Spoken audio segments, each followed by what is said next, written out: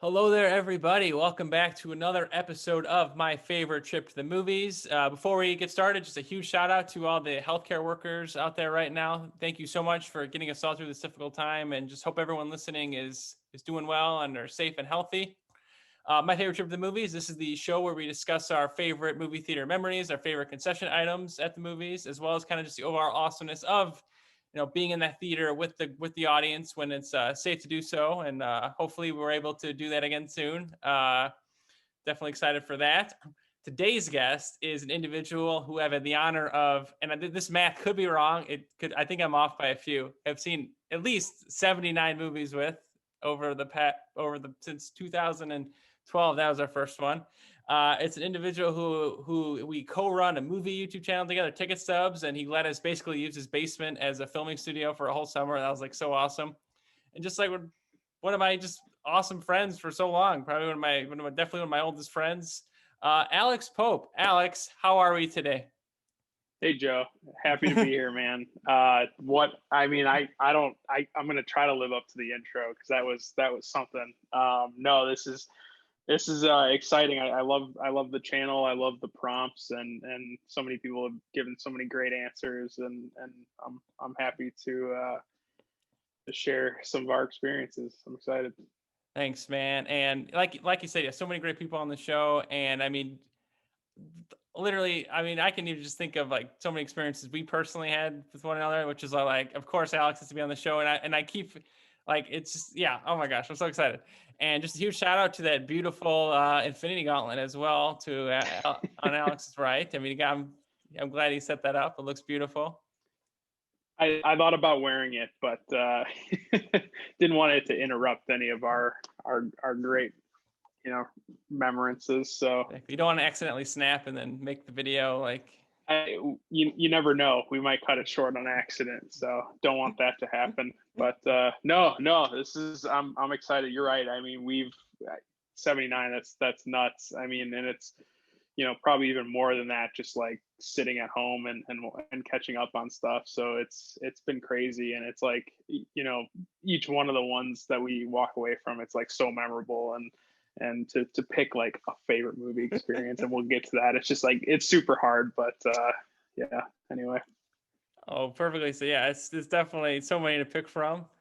So Alex, what was your favorite movie theater experience? Or if there's another one, or if there's one or two, if there's one or two other ones too. yeah. So, man, and it's ever since you prompted this to me, it's been like kind of weighing on me because there's just so many to pick from, and us both loving movies the way we do, it's like every time we go out is like an awesome experience, and we love it. Even if you see a bad movie, it's just fun to see it, and experience it and have a comment on it and everything like that. So, the best movie experience doesn't have to be the best movie. So I think if I had to narrow it down to one, I think I would have to go with probably the first Avengers movie. Joe and I got to experience that together. So a little background: I kind of look at movies as like, pre Iron Man 2008 and post Iron Man 2008. Like that's the before and after, BC AD for me, because that's just like Iron Man was like a defining movie to me. It's like when I really got into movies, it was just something so different I had never seen before. And so that's kind of what sparked it. And even Joey, you came to the game a little later than that. We could have had a couple more than 79 movies. You'll never live not seeing Captain America down with me. But so like to just spark that, and to have those incredible films building up for I think like 3-4 years, something around that era, and you can fact check me on that. And to have it culminate in something that we were both so excited about. It's, to me, the defining moment that made that the most memorable favorite experience in a movie theater was that we just could not go home afterwards. We were like giddy in the post credits, like waiting for stuff to happen, and we were sitting there and we drove, and we were like, where are we going? Because we can't go home. Like there was just too much to talk about. So I think we pulled into McDonald's. It doesn't even exist anymore. That's how long ago this was.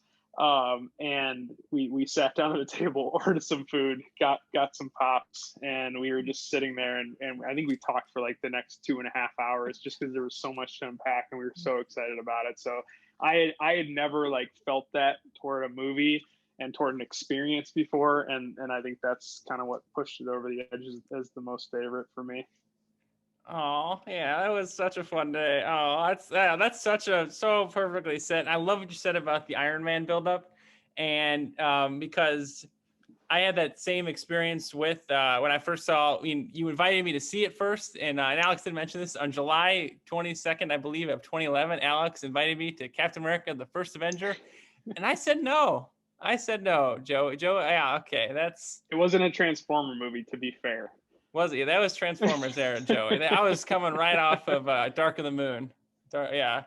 But anyway, that sort of how you said Iron Man. Like when I first watched Captain America, that was like, yeah, like you said, you see how these films can connect, and like I mean, at the time, we had no idea what it was about. Like we had no idea how big of a thing this was going to be. But yeah, that first Avengers movie, I remember, like, and that too, kind of like we were obviously good friends before then, but I think that really kind of propelled everything, because immediately after that it was like, okay, when's the next one? When's Iron Man 3? We got to prepare for that. We got to make, and then over that summer, that's what we made. We got to make our own versions of these movies because this is so cool. We got to get the costumes and for Halloween, and we got to do all this. And that's when that's when our friendship really, really began to grow that summer. And I'm forever thankful for that.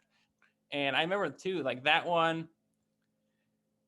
like the first movie I ever been to at our theater where like the lines were like so long out the door, and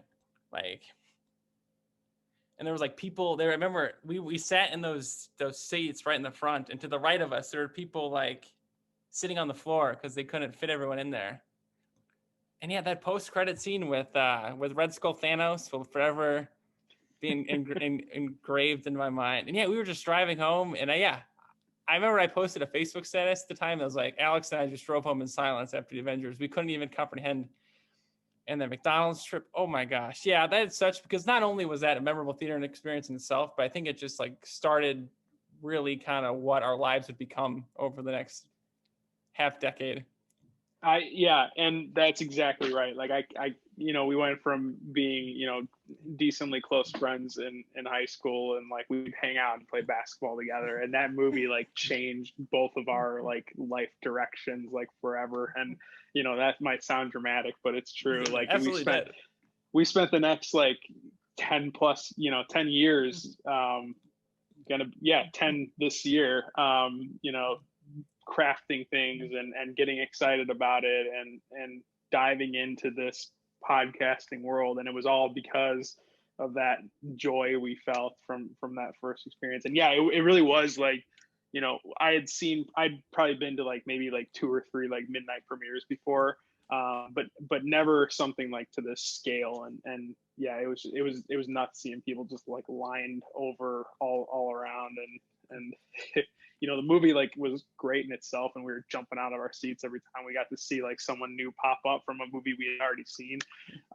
But yeah, like you're right, just the whole like what it did for us afterwards. And I mean, we're never gonna forget like how wrong, but how excitedly wrong we were about Thanos, we thought, being Red Skull at the end of the movie. Just like it was the first time we were like, I'd go home and I'd research what was going on. Like I never cared that much about a movie until we saw this, Oh, so I remember you texted me that later that night. You're like, "This is the Infinity Gauntlet. This is gonna be the next big thing."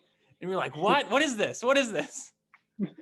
Yeah, I think we probably spent like 2 hours at McDonald's talking about so many wrong things, and then all it did was take like a 10-second Google, and we found out that we had this whole new world coming for us that we had no idea for. But I mean, just so much fun, and like just the way that it sparked. I mean, how much fun did we have making the fan films and talking about it on ticket stubs and all this kind of stuff. So yeah, just if I had to boil it down to one, I mean, every movie theater experience is awesome, and there's definitely like a handful of them that I could count as like the best of all time. But yeah, to boil it down to one, I'd say that has to be it. I'm so glad you picked that answer. That was such a good answer. I mean, every answer is a good answer, but like that was just such a throwback. And yeah, like that's one of the probably the most important movie theater experiences in my life as well, for sure. And now I just in case you have any, are there any honorable mentions that you thought about maybe doing or just want to throw in there? Yeah, and I think I'll get to that because I think there's another prompt that you've got that I think I can kind of tie these into. Just experiencing stuff with others. So, yeah, you can save those for those. Like, we can say that for then. Awesome. If that works better. Yeah. So the next question, and this is definitely not as in depth as that question that involves what you mentioned, but favorite concession item. I know I love always going to the movies with you, and we always get something. So, what are some of your favorite items? I love the 1-2 punch here. You get right into the tears like right off the bat, and then you kind of like shake it up with a little like, hey, intermission snack time question. I love that. No, I mean, just like the favorite movie. Like, there's so many different things that you could pick, and there's so many good ones. I think I had never like really respected popcorn with like dark chocolate until I had seen Whiplash, and that was like his jam. And then I tried that, and that like changed my life forever. So that was amazing. But I think going back even to when we were like little kids, like the only time you got an icy was going to a movie theater or hanging out at the gas station. So like I think just in itself, the white cherry icy on and specifically like the big tub that you can get at like AMC and fill yourself. I don't think that it's really hard for that to compete. The only close second, and I don't know if you can call it, I guess it's a concession, but it's not like a snack or anything, is the cherry Coke just drink from the fountain at Elk Grove. I think that one specifically, I don't know what kind of drugs they're putting in that, but ever since like we were a kid, like that was the flavor of seeing a movie, and like that for the longest time was like the best thing ever. Oh yeah, such perfect answers. Yeah, it doesn't feel like a movie with Alex unless I see you with the tub of icy. And then I have my huge tub of Mr. Pooh. So yeah, it's such a great answer, and I love what you said about it's so funny you bring up the cherry Coke because Nick Wenzel also brought that up in his video too, and then the popcorn chocolate combo that's gotten like a couple videos. That's I think Mariah brought that up, and Nick also brought that up. So that's just like it's just so good, and it's like something that you would never eat just like for a normal dessert or something like that. Like any of these, like it's so ingrained in like the movie theater experience that it's just like it's awesome. Like anywhere else it'd be like too weird, you can't do that kind of weird stuff, but like for a movie all rules are off, and like it's just there's nothing better. Oh yeah, absolutely, so perfectly said. Yeah, in any other setting any of those items would be like just it wouldn't feel as right, but it totally is just you just gotta wait. There's something. It reversed. It reversed. Oh man. Yeah, there's what a day. I was trying to find it. That was the best one that worked with this. I just like that is like the dumbest thing that I miss about theaters is just the oversized posters that we would take so many photos in front of. Like I don't know why, but that specifically is like one of the things I miss the most about going to the theater. Yeah, absolutely. It was tradition. We'd find the poster or the big stand up thing before the movie, or like it was always so cool when like I think it was before. I forgot what movie I was trying to think of a movie I saw in April. I saw a movie in April 2018 before Infinity War came out. I remember that the Infinity War standing there and just like, oh my gosh, like that's a real movie. That's coming out in a few weeks. So it's just like, miss him too. And kind of on that topic, Alex, and kind of something you brought up with the at the end of the other one. So definitely, No, it still might be a very long ways away, and obviously we're so lucky to have streaming right now for sure, because streaming is just such a perfect way to just kind of that's the way to do things right now. But I mean, there's some argument that said people might want to stick to streaming even when it's totally safe again. But why do you think kind of just the importance of kind of being back together again when it's safe to do so, of course. Yeah, I mean, like I think, I don't cry a lot at movies. It takes a lot to cry. I think, Iron Man at the end of Infinity War or Endgame, I should say, that was probably the last time to do it, understandably so. But I think the first movie, it could be like some raunchy comedy, and I'm gonna just be bawling my eyes out the next time I get to see a movie with like a crowd of people, because it's just, I mean, this year specifically has been so eye opening to why I 100% feel confident we're never gonna not have movie theaters ever, because it's just like there's nothing like it. Like streaming's great, fine. Like it is nice to be able to at least have the option to be on the couch, see the next movie. So that's been kind of nice, but like it's just never going to replace seeing it with like you just don't get that reaction of seeing a comedy, hearing people laugh next to you, watching a drama, seeing people like gasp next to you. It's just like it's and I think the first, and this is like I'm just going way back for this answer, but the first time I like really valued a movie theater experience with others was like with total strangers. And I think I went to this movie with maybe like one or two family members, but it was the first night, like I think it was midnight. That was back when they still did midnight releases. We know that they're 7 o'clock, and we can get in a little earlier. But seeing The Dark Knight for the first time in theaters the night it came out. Like I said, I was with a couple family members, and it was just like it was packed to the gills. It was like one of those things where everyone was in the front rows, even in the terrible look straight up in the screen seats and sitting along the sides and everything. And I had never witnessed a movie that was probably my favorite movie, like best movie I had ever seen up until that point. And then roll credits, everyone stands up around me and gives a standing ovation. I had never witnessed that, like a real life standing ovation in a movie theater. Like you always like hear about it, see it in other movies. But it was like it was the most electric thing I had ever been a part of, and you'll just never get that with seeing a movie on your own and or in a small crowd in your apartment, or it's being with others movies are just such a universal combined thing, and communal aspect of our lives, and it's this past 9-10 months has just made me miss it so much.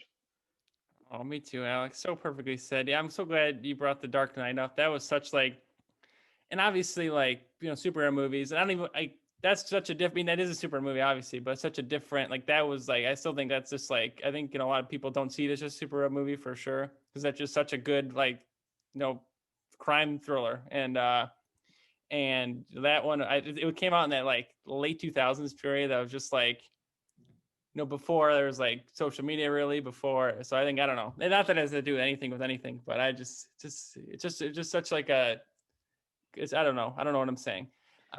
You're right. I mean, because now you see half the movie on trailers that automatically play before the YouTube video you're gonna watch, or you're scrolling down through Twitter and there's an autoplay on like a behind the scenes clip of something. And so like this like, other than the trailer you had seen for that movie like 6 months ago for a different movie, this was the first time you were seeing it ever in its entirety, and it did kind of add to that like mystique.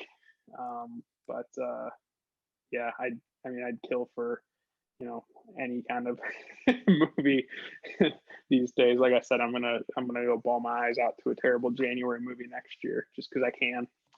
Yeah, oh, I would do any, yeah, an awful January movie with a packed audience would be like, it's just, yeah, oh my gosh, I miss, Like and that kind of gets into like, like I said earlier, even seeing a bad movie, if you're with the right people, it's a fun experience. It's the best kind of thing. Like and don't get me wrong, I would never call Pacific Rim a bad movie, but of course not. but but it's not an Oscar bait movie, right? And that was like one of my favorite experiences ever at a theater was just sitting down, turning your brain off. We had like 6 or 7 of us, and we just sat and watched this like mangle of robots fight each other in these terrible action lines, and just everyone was just cackling together the entire time. And it's stuff like that. Like you watch Pacific Rim on video on demand straight to TV by yourself, it's going to be terrible. Like you're never going to enjoy it. But